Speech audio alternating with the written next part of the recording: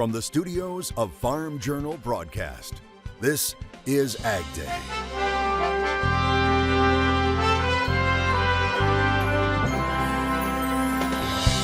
Two Michigan farmers uncover the past. What did we get ourselves into? How what they found is rewriting the history books. As the Texas Panhandle goes from historic drought to too much rain. We're going to see obviously a pretty sizable amount of reduction in acres. While the Corn Belt battles drought. But we're on fumes as far as soil moisture goes. A look at how the growing season is going so far and what it means for markets right now on AgDay. Good morning, I'm Clinton Griffiths. This morning we want to bring you the latest on crop conditions out in the field and the ongoing issue of drought in the Corn Belt. First, let's start with a snapshot of where we stand when it comes to drought. The latest drought monitor shows that just over 27% of the country is now in some sort of drought. That's up slightly from the previous week, but that drought is concentrated in key growing areas, including the Midwest, where now 70% of the corn crop is in drought. That's up 6% from the previous week, along with 63% of the soybean crop, also up 6% from the week before. The Illinois farmers got off to a record fast start this planting season in what looked to be the perfect setup to a successful season. However, as AgDay's Michelle Rook reports, Mother Nature has possibly changed that potential. The 2023 crop season got off to a great start for Central Illinois farmer Brad Wade. Even though he had to replant some beans due to frost, he got an excellent stand on both beans and corn. However, nearly 70% of the state is now short to very short on subsoil moisture. Our subsoil moisture here north of McLean is very poor. We've had just enough rain since planting to keep things going, but we're on fumes as far as soil moisture goes. So crop stress is becoming a real concern, especially in corn as it's heading into pollination, its key reproductive stage. We're starting to see the effects of some drought stress. Field of corn behind me is starting to roll up and it's 11 o'clock in the morning. It's been relatively cool overnight, so that's a danger sign. And with only 48% of the corn rated good to excellent in the state, Wade says it's already resulting in yield loss. So the degree of damage is a 300 bushel corn that's now 280. Somebody's not going to worry too much about that. But if it's 250 corn going to 200, that's kind of a bigger deal. I think we're 10 days away from that. We need a rain by the 1st of July to really stop the damage, because we're determining rows around on corn right now or already have. So that's going to be a factor. Soybeans are an August crop, but Wade says with only 47% rated good to excellent, that crop is also in jeopardy. Stunted plants won't put on as many nodes or pods, hurting yield potential. He just hopes El Nino changes the weather pattern before it's too late. I'm Michelle Rook reporting for AgDay. One state where drought conditions have climbed dramatically is Iowa. AgDay's Michelle Rook traveled there as well, and she found farmers watching and waiting on the weather to change. Some areas of Iowa did see rain over the long holiday weekend, but in general, crop conditions are below a year ago in the state for both corn and soybeans, and drought continues to expand and intensify. That makes the next couple of weeks critical for preserving yield. Crop stress is showing up early for farmers in parts of northwest Iowa. While some areas of the state received rain recently, many others were missed and have been seeing carryover from last year's drought. Tiles in a lot of places haven't run for a year, if not two. I know last year Woodbury County, National Weather Service recorded the second lowest precipitation on record. I think 1933 was number one. According to the rain gauge at my place, I'm actually behind versus last year. The beans are stunted and the corn is visibly showing the impact of not just dry conditions, but also heat with highs in the 90s the last 2 weeks. It just seems like during the day you see the sandy spots out in the hills and the corn curling up, so it makes you really wonder, is there going to be permanent damage from this type of heat stress? Nelson believes he's already losing top-end yield with conditions worse than recent droughts. We weren't worried about the crop at this point in 2012 and we are now. The highest usage days are coming up and some of the hottest days are coming up, and there's absolutely nothing in the tank. There's nothing in the soil. Central Iowa had better subsoil moisture, but spring precip is still running below normal. Probably down 35–40% right now on moisture that we typically do. So a lot of the tiles are still flowing, but they're kind of drying up too a little bit. Lloyd's optimistic the crop hasn't been hurt yet, but says rain is critical in the next 2 weeks or they'll shave top-end yield. It's hard to put a figure on, but probably 20% at least by July, you know. And the thing is, it just depends how much and when. I mean, we've been getting a couple little sprinkles, but 1/10 of an inch here and there is not really doing it, you know. Not even keeping the dust down. However, corn is rooting deeper with the stress, and if those areas receive moisture, they could still rebound and see some surprisingly strong yields. I'm Michelle Rook reporting for AgDay. All right, thanks, Michelle. Coming up, we discuss markets as we pass the halfway point for this year. And later, 2 farmers and their amazing find that's rewriting the history books in one state.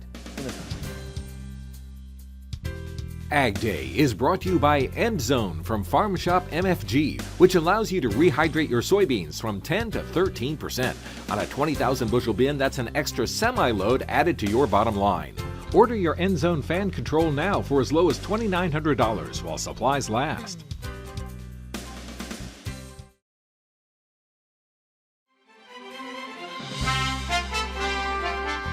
Welcome back to AgDay and Market Analysis with Alan Brugler with Brugler Marketing. And of course, we have had this big drop in crop ratings and a lot of skepticism about yield being as high as USDA projected in the first WASDE report.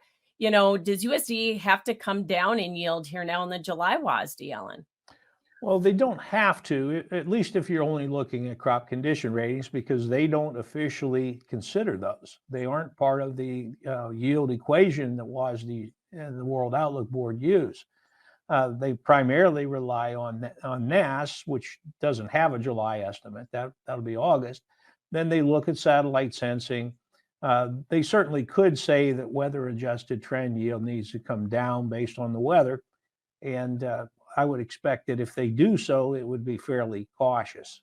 Yeah, what is the correlation between yield and crop conditions? The Brugler 500 for week 26, which was the last week of June, only 18% R squared to final yield. So there is a correlation. The lower yield, lower conditions will give you a lower yield, but it basically says it could be anywhere between 160 and 181, and that's not very useful right now. So you have heard the debate about what year does this most compare to analog wise? Is it 1988? Is it 2012? What do you think?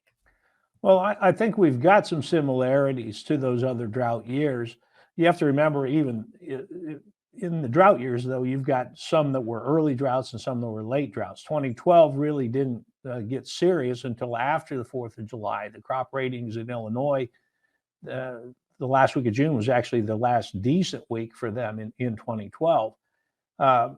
88, of course, has been brought up a lot, but the main point is that we have some years like 1992 that had similar ratings to this year in June and ended up with record yields. Well, the debate will rage on. Thanks for joining us, Alan Brugler with Brugler Marketing, and that is Markets Now. We'll have more AgDay coming up. To talk to Alan about his ag market professional services, call Brugler Marketing and Management at 402-697-3623 or visit his website, www.bruglermarketing.com.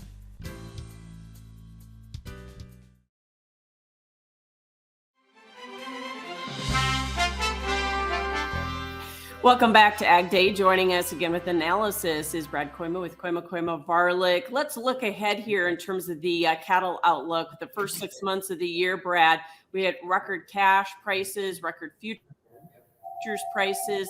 What's ahead? Well, it's kind of fun to talk about it this year, huh? Record prices, and at a time where, so year to date, I believe we're at 3.4% less slaughter year to date after putting, together almost half of the year. So certainly the numbers are down some, and it's been a good ride.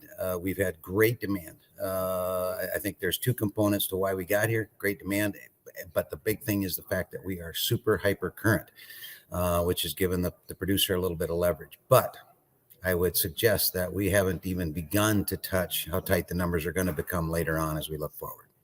So you think we're going to hit record prices again the second half of the year? Will it come third quarter, fourth quarter? When did those tightest numbers come? Later rather than sooner. I would say late fourth quarter and then even tighter yet the beginning of the first quarter of next year, in my opinion. It'll be exciting to watch here because there's a couple of things that can obviously change things, more than a couple. First of all, I don't know where the market's going, as you know, and if we'd have some kind of demand black swan type of a situation, of course, all bets are off. But we're talking about supply. The supply could change too so for the first time here in a while, you got a futures market that's building in a bit of a component here of a premium structure. And I'm talking about the difference between August and October cattle. October's premium, let's just hypothetically say, what if corn keeps getting cheaper like it appears to be doing this week? And you get a producer in the feedlot, rather than being anxious to sell, becomes less so and decides to feed into that premium. That could give you a little bit of a sloppy third quarter. In fact, I wouldn't be surprised if that would happen. But I would go from a supply side standpoint, the later the better, because it's all about when you start to retain heifers and you curtail the supply of yearling cattle, which is a December, January, February deal. All right. Well, thanks for that outlook today, Brad Cuomo with Cuomo Varlick. We'll have more Ag Day coming up. To contact Brad, give him a call at 712-722-0023 or visit the website at kkvtrading.com.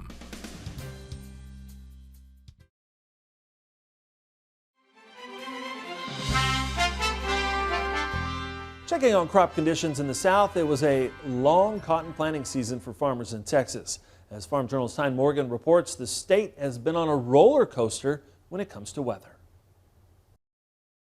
Last summer, sentiments across the Texas Panhandle were sinking. This is going to leave a scar, going to leave a mark that guys are going to remember forever. We don't have an acre of dry land left. It's all been felled out. Nearly a year later, the story is dramatically different. Pretty drastically, pretty quickly, too. Cody Besant is the CEO of Plains Cotton Growers, representing cotton farmers across 42 counties in the Texas High Plains. As you get through the Panhandle area and all the way down to the western portion of the High Plains, their plant deadline is May 31st.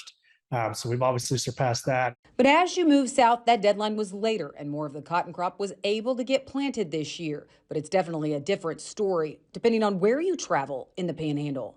Really what that kind of means from a logistics standpoint, from acres, we're going to see obviously a pretty sizable amount of reduction in acres from basically Plainview north, at least from a cotton perspective. He says this area historically plants 3.5 to 3.7 million acres. We're probably going to be about 3.2 to 3.5 million acres planted. Not only was it rainfall impacting planting this year, but also what farmers have seen since. Lots of hail. There has been a lot with these storms that have come through. There's been a lot of hail with them. We caught up with Todd Straley while he was in Amsterdam this week promoting U.S. cotton. But last year when we talked to him, that's when the drought was drowning out farmers' hopes. When you get up north of Plainview, where I am, up into the northern Panhandle, Swisher County, and then even north of that, up north of I-40, I think I had about 20% of my acres in that area that got planted, and I don't think I have an acre of that standing today. From a number standpoint, I'd say maybe a couple 100,000. Straley says Plainview and South, the planting and production picture is much better for cotton. We had roughly 60% of our intended acres what actually got planted. Of that 60%, roughly 20% of that has been lost to hail. But still better than last year's nightmare. Honestly, the stuff that got planted and is still standing today looks awesome. A lot of my dry land has 3 and 4 foot profile underneath it, better moisture than we have seen in a long, long time. But just look at USDA's latest ratings for subsoil moisture in the Crop Progress Report. 30% of Texas's subsoil moisture is considered short to very short. That compares to 72% on April 2nd. That's when USDA's first Crop Progress Report of the year was released. For crop conditions, but Mother Nature turned up the heat this week, with what meteorologists are calling the Omega Block dominating the U.S. and bringing a heat wave in Texas. We needed that to really kind of get cotton going and off to the races. All right, thanks, Tyne. Now, it's not drought, but too much moisture that's pulled the condition of the nation's cotton crop down. One exception is Alabama. USDA rating their cotton crop at nearly 80% good to excellent. Bill Bridgeforth grows cotton near Tanner. He says they finished planting the crop on their farm April 19th, but so far development and growth has been slow. And then the first 2 weeks of May, it turned cool. So cotton cotton is running a little behind schedule. While in Florida, farmers have just picked the smallest citrus crop in nearly a century. The state continuing to battle bad weather and citrus greening. Right now, a gallon of orange juice is selling for more than $10. Experts say the juice they are getting isn't as sweet due to greening, causing fruit to be more bitter. And don't expect any help from Brazil, the country also experiencing a drop in production due to bad weather there. Coming up, you never know what you're going to find in a farm field. But what these two farmers stumbled upon now as a home in a museum. See their gigantic find in the country next. Registration is open for the 2023 Pro Farmer Crop Tour, August 21st through the 24th. Attend one of our nightly meetings or join online as we gain insight on the 2023 growing season. Visit profarmercroptour.com/register to select the stop nearest you.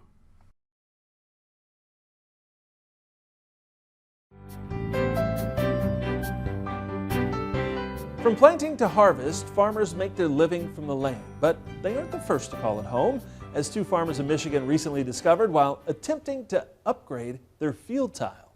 All our tiles come together basically in our...